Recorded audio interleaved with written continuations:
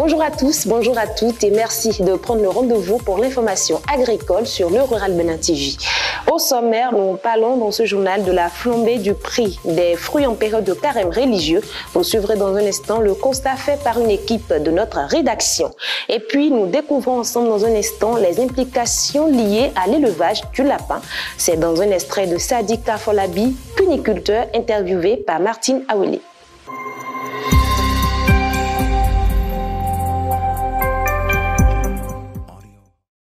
Aujourd'hui en soirée, les nuages seront absents. La température retombera vers 28 degrés Celsius, mais elle sera plutôt chaude. Le vent devrait atteindre en moyenne les 17 km par heure en direction du sud du pays.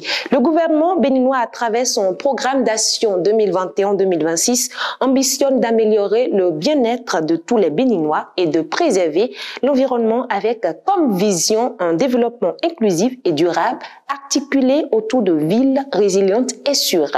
À cet effet, le ministre du Cadre de vie et du Développement durable, José Tonato, a procédé mardi dernier au Palais des Congrès au lancement officiel du programme Building Resilient and Inclusive City, BRIC, d'un coût global de 300 millions, soit 195 milliards, dont une contribution de 65 milliards du budget national et 136 milliards par la Banque mondiale. Le programme vise à contribuer aux résiliences climatiques en donnant aux communes un plus grand rôle dans la fourniture des infrastructures et de services urbains, réduisant les risques d'inondation et de santé publique.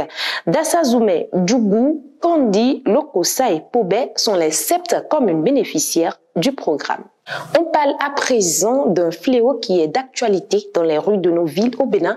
C'est la mauvaise gestion des déchets qui contribue à la dégradation et à la pollution de l'environnement, mais aussi et surtout la perte de la biodiversité. Une équipe de la rédaction de Le Rural Bénin est descendue sur le parc du marché de Zère pour faire le constat. Suivez. En prélude à la journée internationale du zéro déchet célébrée ce 30 mars 2023, nous avons fait une descente dans le marché de Zéblak. Situé dans l'arrondissement de Tangbo-Djefié, ce marché est depuis quelque temps un lieu insalubre qui dégage une odeur insupportable, une situation que déplorent les usagers.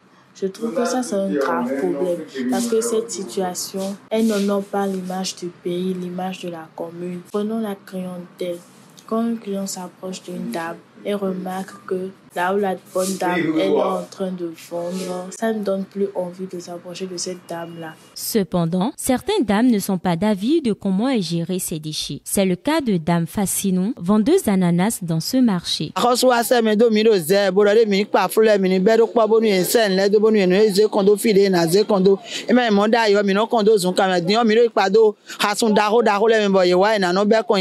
Malgré les dispositions de l'État, le mal est encore là. Les usagers pensent que les responsabilités sont partagées et interpellent les autorités communales. Je pense que si le gouvernement, la maire ou bien le chef d'arrondissement essaie de s'occuper un peu de la propriété du marché, je pense que ça peut aller. On peut inviter les dames à mettre au propre l'intégralité du marché chaque matin avant de commencer à installer leurs bagages. Du constat fait sur le terrain, il urge de fournir des services de gestion des déchets de haute qualité pour préserver la santé publique et protéger l'environnement, mais aussi pour favoriser l'utilisation efficace des ressources, l'atténuation des changements climatiques et la création d'emplois. Hier 29 mars, au Bénin, précisément à Grand Popo, a démarré les activités pour l'atelier de renforcement de capacité des acteurs du projet régional AIC à travers des approches intégrées participatives. L'objectif de cette initiative est d'améliorer les connaissances et renforcer les capacités techniques des acteurs nationaux et de terrain du projet AIC en Afrique de l'Ouest dans la formulation et la mise en œuvre de projets climatiques intelligent. L'atelier appuiera l'organisation d'une tournée d'échanges et de visites de terrain sur l'adaptation au changement climatique en agriculture. On change de registre à présent pendant que les chrétiens catholiques sont presque au terme de leur carême. Ça fait une semaine déjà que celui des musulmans a démarré et c'est le moment de la flambée du prix des différents fruits dans les marchés. Le constat de Vanessa Zanou et de Gaël Clédier nous renseigne plus sur le sujet. Depuis le début du jeûne chrétien, que ça soit catholique ou musulman, certains produits de consommation, notamment les aliments, connaissent une flambée de prix. Les fruits, aliments de grande nécessité en cette période, n'échappent pas à cette cherté.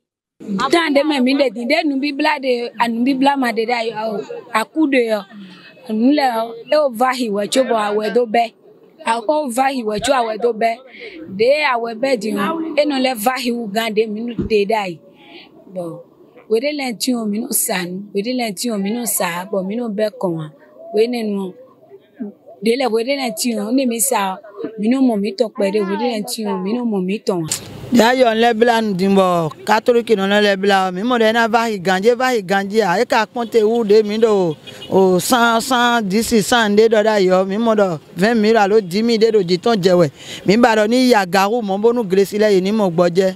D'après les explications reçues, la cherté des fruits existait bien avant le temps de carême. Cependant, si le prix hausse, c'est en raison de la forte consommation des fruits pendant cette période. Et déjà dans les marchés et les coins de vente de ces fruits, on assiste à des grincements de dents. Pour certaines revendeuses, ce n'est pas la recherche du profit de leur part qui justifie cette augmentation, mais c'est une situation qui provient des sources d'approvisionnement. Depuis le début des carèmes, on a constaté, et étant un peu plus en contact avec les vendeuses de fruits, que les prix ont flambé. Une orange qui était à peut-être 300 francs, aujourd'hui, si on doit la prendre, c'est à 1,50 francs. Et c'est une toute petite orange. L'ananas, c'est pire. La banane, n'en parlons même pas. C'est difficile de pouvoir le faire. Mais quand même, parce qu'on est musulman, on a envie de suivre les préceptes de l'islam et les recommandations qui nous ont été faites pour la période du carême, même si c'est dur, même si c'est cher, on achète quand même. Mais on veut demander à ce qu'on puisse revoir un peu plus les choses, que ce soit au niveau des revendeuses, que ce soit le gouvernement ou même l'association des consommateurs, qu'elles puissent porter un peu plus haut nos voix. En attendant que le cri de cœur des consommateurs soit écouté, revendeurs et revendeuses continuent de profiter du moment pour le bien de leurs économies. Je l'annonçais il y a un instant, la cuniculture et l'élevage des lapins domestiques, une activité peu exigeante en plein essor au Bénin. Martine Awele est allée visiter un cuniculteur qui, à travers ce extrait qui va suivre, nous explique les implications liées à cet élevage. Concernant la cuniculture, nous avons quelques têtes de lapins et nous utilisons les fientes de lapins que nous utilisons dans la fertilisation et la fabrication de bokashi, comme je l'avais dit tantôt. C'est un fertilisant organique et on vend cela aux producteurs végétaux. Donc, à part ça, concernant l'exigence des lapins, c'est des animaux qui aiment la propreté. Ils n'aiment pas du tout la saleté. Si vous êtes un cuniculteur, il faudra prendre beaucoup soin d'eux, surtout lors de la gestation, et contrôler la date à laquelle ils mettent bas et contrôler à chaque fois où il faut faire la palpation, etc. Les lapins se nourrissent des plantes. Il y a des plantes qu'on leur sert. Il y a aussi de l'aliment importé qu'on leur donne, ce qu'on appelle les provantes. Donc c'est ce qui paye. On les nourrit 2 fois par jour, le matin et dans la soirée. Mais quand il y en a qui ont mis bas, on les nourrit 3 fois et pour que la femelle puisse bien allaiter. C'est l'apéro. Et pour finir, à Kindia en Guinée, l'organisation FAO ECTAD appuie la formation de 15 agents inspecteurs sur le manuel d'inspection des denrées alimentaires d'origine animale telles que la viande, le lait, les œufs, le miel pour améliorer la qualité sanitaire et surtout de prévenir les maladies. Ainsi se referme ce bulletin d'information. Merci de nous avoir suivis et bon week-end chez vous.